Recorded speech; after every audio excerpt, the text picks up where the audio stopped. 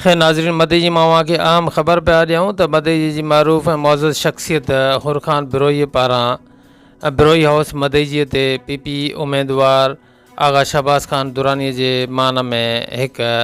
पुरवकार ऐं शानदार कारनार गॾिजाणीअ जो एहतमाम कयो वियो। जी नाज़रीन, अवां खे अहम ख़बर पिया ॾियूं मदई मां त मदई जी मौज़ूज़ शख़्सियत हुरखान बिरोई पारां पंहिंजे बिरोई हाउस ते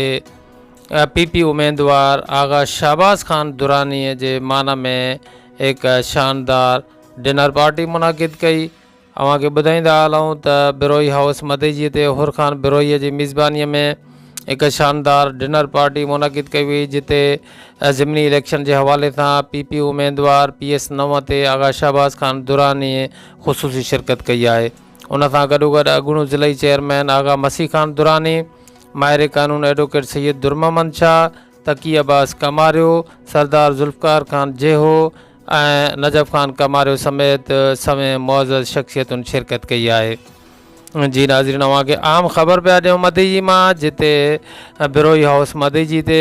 हुरखान बिरोई जी मेज़बानीअ में शानदार डिनर पार्टी जो एहतमाम कयो वियो, जिते ज़िमनी इलेक्शन के हवाले से PS 9 जे उम्मीदवार आगा शहबाज़ खान दुरानी शिरकत कई है। उन मौके ते हुरखान बिरोई आगा शहबाज़ खान दुरानी के यकीन ॾियारियो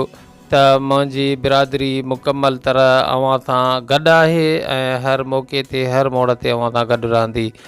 हिन चयो त 4 दिसंबर ते मुंहिंजी बिरादरी जा माण्हू, मुंहिंजा साथी दोस्त हमदर्द 14 दिसंबर ते घणे खां घणा निकिरी करे तीर ते ठपो हणी आगा शहबाज़ खान के कामयाबु कंदा। अवां खे ॿुधाईंदा हलूं त हीअ अहम तक़रीब मदई जे बिरोई हाउस से मुनाकिद कई वई आहे, हुरखान बिरोई जी मेज़बानीअ में, जिते आगा शहबाज़ खान दुरानी जेके PP जा PS 9 ते ज़िमनी इलेक्शन के हवाले से थींदड़ इलेक्शन में उम्मीदवार आहिनि, उन जे मान में हिकिड़ी डिनर पार्टी ॾिनी वई आहे। इन में आगा शहबाज़ खान दुरानी, आगा मसीह खान दुरानी समेत शहर की मौज़ूज़ शख़्सियतुनि ऐं वॾे तइदाद में शहरनि ऐं बिरोई बिरादरीअ जे माण्हुनि शिरकत कई है। ही लाइव तक़रीब जा तव्हां तक़रीब जा मनाज़िर पिया ॾिसो, जिते डॉक्टर जावेद अब्बासी पिण तक़रीब में नज़र अचे पियो। आगा शहबाज़ खान दुरानी के जेको आहे हुरखान बिरोई मौजूदा सूरत हाल का आगाही पिण ॾेई रहिया आहिनि।